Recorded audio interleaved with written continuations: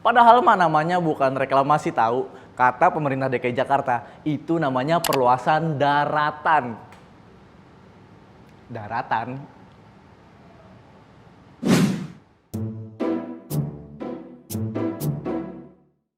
Pada 24 Februari 2020, Gubernur DKI Jakarta Anies Baswedan menandatangani keputusan gubernur tentang izin pelaksanaan perluasan kawasan rekreasi Dufan seluas sekitar 35 hektar dan kawasan rekreasi Taman Impian Jaya Ancol Timur seluas 120 hektar.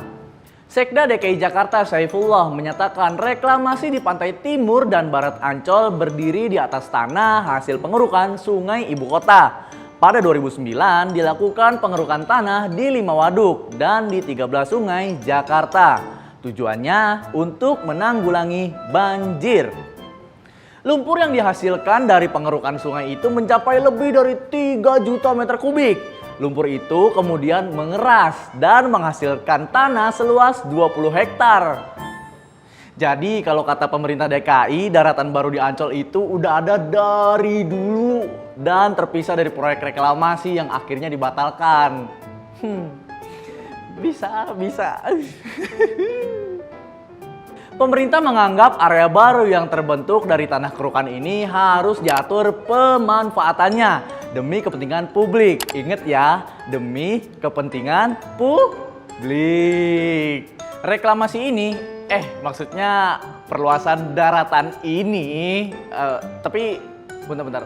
Proyek ini akhirnya menimbulkan pro dan kontra. Koalisi Rakyat untuk Keadilan Perikanan atau KIARA mengecam keputusan Gubernur Anies. Izin reklamasi Ancol dianggap bertentangan dengan janji Anies saat Pilkada 2017 lalu. Praktik komersialisasi kawasan pesisir di Teluk Jakarta dinilai semakin kuat dengan pemberian izin dari Anies.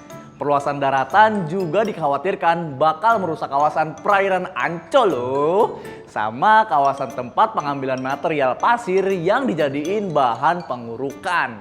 Sementara itu, anggota DPRD dari fraksi Gerindra, Syarif, mendukung reklamasi Ancol untuk pengembangan kawasan wisata. Menurutnya, reklamasi Ancol itu berbeda dengan janji politik Anies.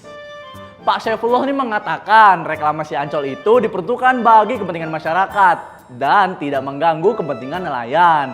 Ini kata Pak Saifullah, bukan kata saya. Nah, nantinya perluasan itu dimanfaatkan untuk membangun tempat bermain anak dan museum sejarah Nabi Muhammad SAW serta peradaban Islam. Masya Allah. Emang ya kalau bikin proyek itu harus bernafaskan agama. Biar apa? Biar afdol.